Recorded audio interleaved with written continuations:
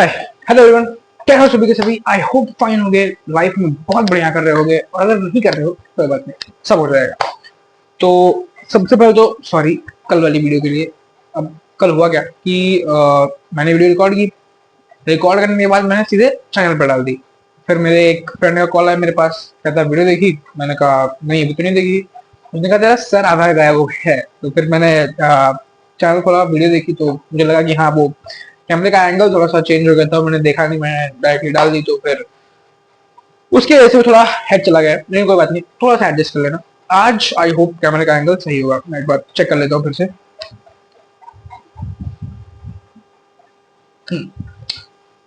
आज कैमरे का एंगल बिल्कुल परफेक्ट है। स्टार्ट करते हैं without wasting any time. Chapter हमारे पास वही है, same, tracing changes through 1000 years। देखो, आज वाला टॉपिक पढ़ने से पहले एक बार कल जितना पढ़ा था उतना रिवाइज कर लेते हैं, ठीक है। तो कल बेसिकली हमने चैप्टर स्टार्ट किया, फिंगर टिप्स चैप्टर याद रखो, ठीक है। हमने चैप्टर स्टार्ट किया। चैप्टर स्टार्ट करते से ही हमने दो पेंटिंग्स देखी। एक पेंटिंग देखी, ठीक है। वो पेंटिंग बनाई थी अल इदरीसी ने, ठीक। अल इदरीसी ने वो पेंटिंग बनाई थी। उन्होंने पूरे वर्ल्ड की एक पेंटिंग बनाई थी, लेकिन उस वर्ल्ड पेंटिंग का एक पार्ट जो इंडियन सब कॉन्टिनेंट को रिप्रेजेंट कर रहा था, वो हमारे सामने इस बुक में रखा गया था। तो पहली पेंटिंग वो थी। दूसरी पेंटिंग एक फ्रेंच कार्टोग्राफर थे, उनकी पेंटिंग थी, जिसमें प्रॉपरली रिप्रेजेंट किया गया था इंडियन सब कॉन्टिनेंट को। अल इदरीसी की पेंटिंग में वो रिप्रेजेंटेशन उतना अच्छा नहीं था, ठीक। ये दोनों पेंटिंग से कॉन्ट्रास्ट हमने देखा। हमने देखा कि क्यों इतना डिफरेंस आया। उसका सिंपल सा रीजन है पेंटिंग प्रिंटिंग मैप की टेक्निक्स की वजह से, कि मैप की टेक्निक बनाने की जो थी वो 600 साल पहले कुछ और थी, 600 साल बाद कुछ और थी, जिसकी वजह से ये डिफरेंस हमको देखने को मिला, ठीक है। फिर हमने क्या देखा? फिर हमने देखा कि कुछ जो वर्ड्स थे उनकी मीनिंग किस तरह से चेंज होती गई। उसमें हमने दो एग्जांपल्स देखे। पहला एग्जांपल हमने देखा हिंदुस्तान का, और दूसरा हमने देखा फॉरेनर का। तो इतनी चीजें बेसिकली हम कल वाले लेक्चर में पढ़ चुके थे। आज नया लेक्चर स्टार्ट कर रहे हैं। टॉपिक उठा रहे हैं basically historians and their sources, ठीक। अगर बात करें historians and their sources topic को, तो स्टार्ट करते हैं, ठीक है।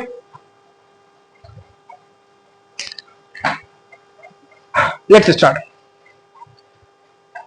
Historians use different types of sources to learn about the past depending upon the period of their study and the nature of their investigation, ठीक है।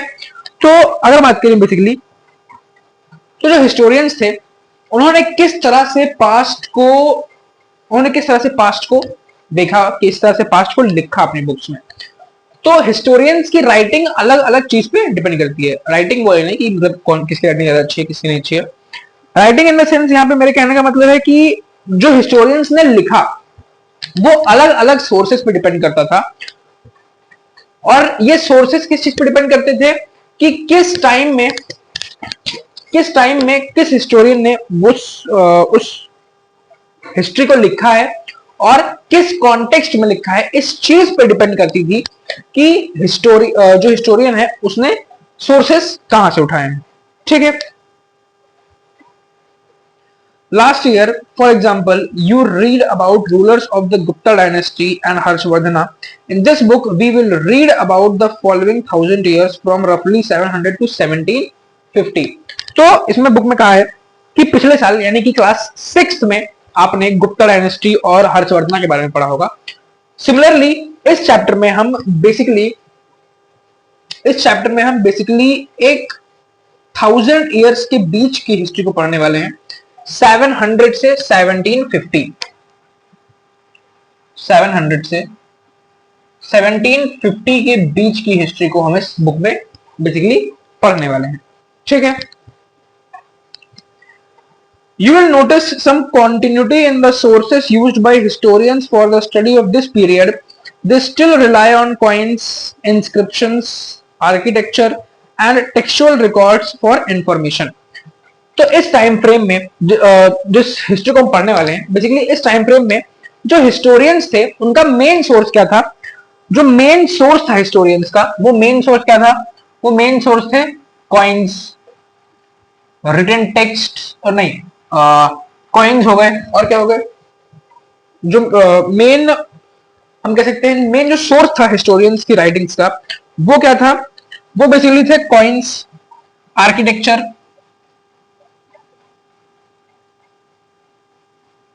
इंक्रिप्शंस।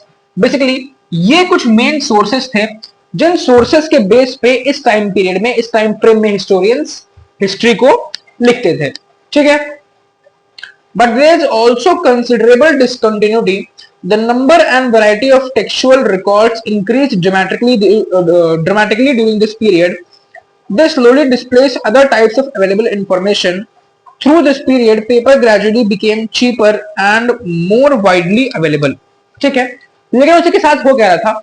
देखो, change is the only thing unchanged. मतलब क्या कहना चाह रहा हूं मैं कि हर चीज में चेंज आता है। उसी तरह से हिस्टोरियंस के राइटिंग पैटर्न में भी एक चेंज देखने को मिला। जिस तरह से इस टाइम पीरियड में कॉइन्स, आर्किटेक्चर, ये उनका मेन सोर्स होते थे किसी भी हिस्टोरिक इवेंट को एक्सट्रैक्ट करने का, अब वो एक शिफ्ट देखने को मिलता है टुवर्ड्स रिटन टेक्स्ट।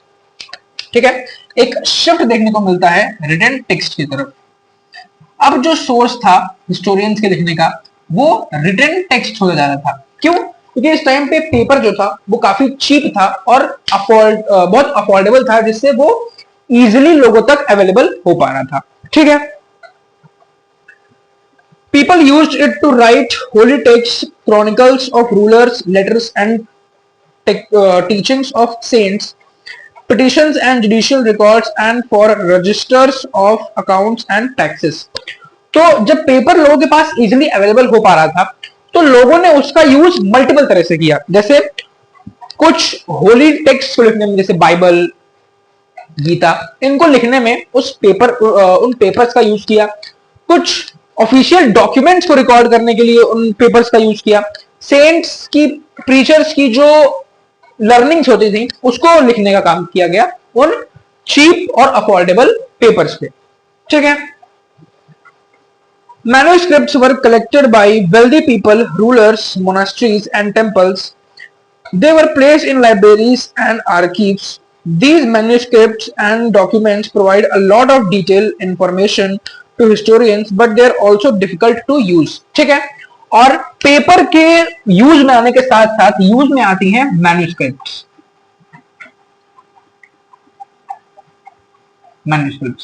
तो बेसिकली ये मैन्यूस्क्रिप्ट्स क्या है? Manuscripts basically handwritten prints हैं। ठीक है, हैंड रिटन प्रिंट्स हैं। ये ऐसे प्रिंट्स हैं जिनको लोग हाथों से लिखा करते थे। तो जब पेपर आया तो लोगों ने प्रिंटिंग स्टार्ट की, हैंड प्रिंटिंग स्टार्ट की मैन्यूस्क्रिप्ट्स पे। उन्होंने लिखा, क्या लिखा? रूलर्स के बारे में लिखा, मोनार्कीज के बारे में लिखा, और उनको बड़ी बड़ी लाइब्रेरीज में उनको स्टोर करके रखा गया, ताकि जो हिस्टोरियंस आए, जो हिस्टोरियंस इनको पढ़े, उनको एक प्रॉपर इंफॉर्मेशन मिल सके। बट मैन्यूस्क्रिप्ट्स की कुछ लिमिटेशंस थी। क्या लिमिटेशन थी? कि ये नॉट इजी टू हैंडल था, इसको हैंडल करना बहुत मुश्किल था, डिफिकल्ट टू यूज था। ठीक है, there was no printing press in those days, so scribes copied manuscripts by hand. ठीक है, तो उस टाइम पे कोई प्रिंटिंग प्रेस तो था नहीं, कोई प्रिंटर तो था नहीं। जैसे हमारे पास प्रिंटर है कि हम एक कॉपी डालते हैं और 10 कॉपी निकाल लेते हैं। तो जिस टाइम की ये बात हो रही है, जिस टाइम फ्रेम की बात हो रही है, उस टाइम में प्रिंटिंग प्रेस तो थे नहीं। तो स्क्राइब्स जो होते थे, स्क्राइब्स क्या होते हैं बेसिकली? तो स्क्राइब्स वो एजुकेटेड लोग होते थे जो मैन्यूस्क्रिप्ट्स को लिखते थे। ठीक, तो जो स्क्राइब्स होते थे वो इन मैन्यूस्क्रिप्ट्स को कॉपी करते थे। ठीक है, क्योंकि प्रिंटिंग नहीं होती थी, प्रिंटिंग प्रेस थी ही नहीं। तो रिटन डॉक्यूमेंट्स को और बढ़ाने के लिए जो स्क्राइब्स थे वो इन मैन्यूस्क्रिप्ट्स को अपने हाथों से लिखते थे। If you have ever copied a friend's homework, you would know that this is not a simple exercise. Sometimes you cannot read your friend's handwriting and are forced to get what is written as a result. There are small but significant differences in your copy of your friend's work. Manuscript copying is somewhat similar as scribes copied manuscripts. They also introduced small changes. A word here, a sentence there. तो एक example के through समझाया गया है कि हम सबने हमारे बचपन में, और तुम तो भी बचपन में हो, तो हम सबने कहीं कभी ना कभी जब हम स्कूल में जाते थे और हमारा होमवर्क कंप्लीट नहीं होता था, तो हम अपने फ्रेंड की कॉपी लेके आते थे और उससे छापते थे बैठ के। तो वही चीज है कि स्क्राइब्स भी मैन्यूस्क्रिप्ट्स को एक तरह से छापते ही थे। तो याद करो, जब हम उन कॉपीज को छापते थे तो कभी कभी तो हम बहुत अच्छे दोस्त की कॉपी लेके आते थे, टॉपर दोस्त की कॉपी लेके आते थे, तो उसमें बहुत बढ़िया बढ़िया लिखा होता था, तो हमको एज इट इज छापने में कोई दिक्कत नहीं होती थी। कभी कभी बाई चांस हम किसी ऐसे दोस्त की कॉपी ले आते थे जिसकी राइटिंग हमको समझ में ही नहीं आती थी, उस टाइम क्या करते थे हम, कोई वर्ड अगर नहीं समझ में आया तो उसके जैसा सिमिलर एक वर्ड लिख देते थे, जिसके चलते क्या होता था, पूरा आंसर ही अल्टर हो जाता था। वही सेम चीज बताई गई है मैन्युस्क्रिप्ट के साथ, कि मैन्युस्क्रिप्ट जब लिखी जाती थी तो अलग अलग हिस्टोरियन की, अलग अलग स्क्राइब की लैंग्वेज, राइटिंग टेक्निक ये अलग होती थी, जिसके चलते कभी कभी जब उन मैन्युस्क्रिप्ट को प्रिंट किया जाता था तो उन मैन्युस्क्रिप्ट को प्रिंट करते टाइम कुछ कुछ वर्ड्स, कुछ कुछ सेंटेंसेस चेंज हो जाते थे। क्यों? ना समझ में आने की वजह से उनको प्रिंट कर दिया जाता था जो उनके समझ में आता था। ठीक है, जिसकी वजह से कभी कभी क्या होता था कि मैन्युस्क्रिप्ट में कोई एक पर्टिकुलर इंफॉर्मेशन लिखी है, वो पर्टिकुलर इंफॉर्मेशन अल्टर होकर किसी दूसरे मैन्युस्क्रिप्ट में गई। ठीक है, ये एक लिमिटेशन थी, एक मेजर डिसएडवांटेज था किसका, मैन्युस्क्रिप्ट का। ठीक है, these small differences grew over centuries of copying until manuscripts of the same text became substantially different from one another। और ये इतने ह्यूज लेवल पे होने लगा कि मान लो किसी एक व्यक्ति ने मैन्युस्क्रिप्ट लिखी, मान लो किसी दूसरे व्यक्ति ने, तीसरे चौथे व्यक्ति ने जब वही सेम मैन्युस्क्रिप्ट कॉपी की, तो देखने को मिलता था कि पूरी की पूरी मैन्युस्क्रिप्ट ही चेंज हो गई। क्यों? Due to writing differences. Writing में डिफरेंसेस होने के कारण मैन्युस्क्रिप्ट का मैसेज ही पूरा चेंज हो गया। ठीक है, ये देखो, ये पेंटिंग दी है बुक में, ये बेसिकली एक स्क्राइब है, ये बेसिकली एक स्क्राइब है जो मैन्युस्क्रिप्ट अपने हाथ से बैठ के लिख रहा है। ठीक है, this is a serious problem because we rarely find the original manuscript of the author today। We are totally dependent upon the copies made by later scribes। ठीक है, तो ये जो प्रॉब्लम थी ये बहुत बड़ी प्रॉब्लम थी। क्यों?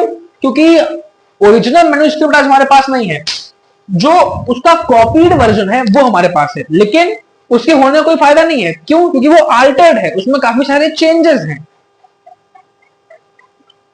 As a result, historians have to read different manuscripts versions of the same text to guess what the author had originally written। ठीक है, तो इसके चलते होता क्या था कि जब हिस्टोरियंस किसी फैक्ट को लिखते थे तो उनको सेम टेक्स्ट के मल्टीपल वर्जन्स पढ़ने पड़ते थे। सेम टेक्स्ट मतलब कोई एक ही टेक्स्ट होता था, लेकिन उसके मल्टीपल वर्जन्स पढ़ने पड़ते थे। क्यों?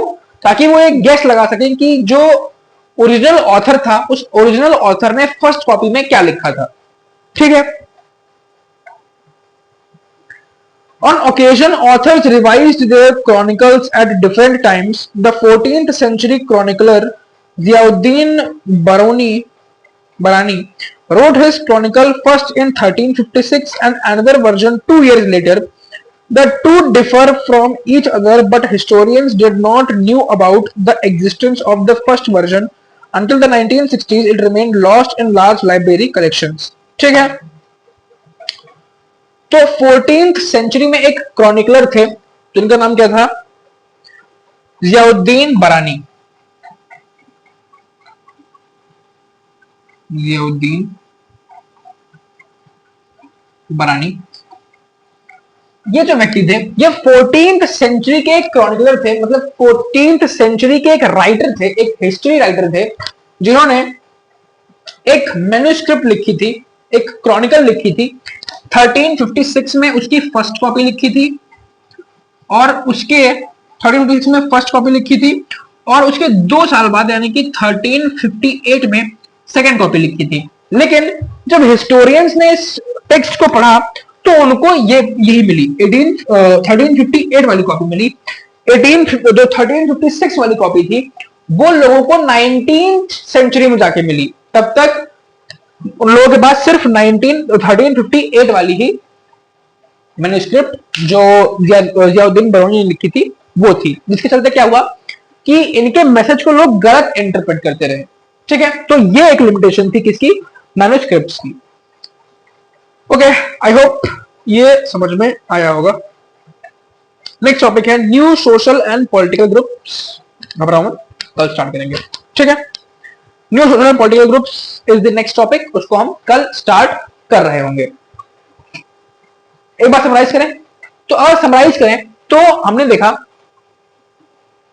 क्या देखा बेसिकली, हमने देखा कि जो टाइम पीरियड है हमारा 700 टू 1750, उस टाइम पे जो हिस्टोरियंस थे उनका main source to extract history, जो पास्ट में इवेंट्स हुए हैं उनको एक्सट्रैक्ट करने का जो मेन सोर्स था वो बेसिकली कॉइन्स, आर्किटेक्चर, ये सब थे। लेकिन उस टाइम पे क्या हो रहा था, पेपर बहुत ज्यादा पॉपुलर हो रहा था, जिसके चलते लोगों ने पेपर पे हैंड रिटन मैन्युस्क्रिप्ट्स लिखना स्टार्ट किया। जो मैन्युस्क्रिप्ट लिखते थे उनको स्क्राइब्स कहा गया। लेकिन मैन्युस्क्रिप्ट्स की कुछ लिमिटेशंस थी। लिमिटेशंस क्या थी?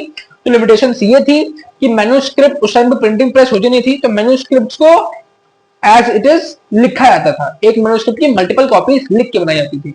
लेकिन लिखने में due to change of language, due to change of writing skill, उन मैन्युस्क्रिप्ट्स में कुछ अल्टरेशंस होते थे, जिसकी वजह से मैन्युस्क्रिप्ट्स के जो कोर मीनिंग था वो कोर मीनिंग चेंज होता था। ठीक है, जिसका एग्जांपल देखा हमने जियाउद्दीन बरौनी, इन्होंने एक टेक्स्ट, एक मैन्युस्क्रिप्ट लिखी थी 1356 में, उसको दोबारा रिवाइज किया 1358 में। लेकिन जो हिस्टोरियंस थे उनको 1358 वाला एडिशन मिला, 1356 वाला एडिशन उनको 19th सेंचुरी में जाके मिला, जिसके चलते कुछ पॉइंटर्स जो उन्होंने 1356 वाले एडिशन में ऐड किए थे वो हमसे अननोन थे। ठीक है, बेसिकली ये है आज के क्लास की कहानी। I hope you guys loved it. Thank you very much.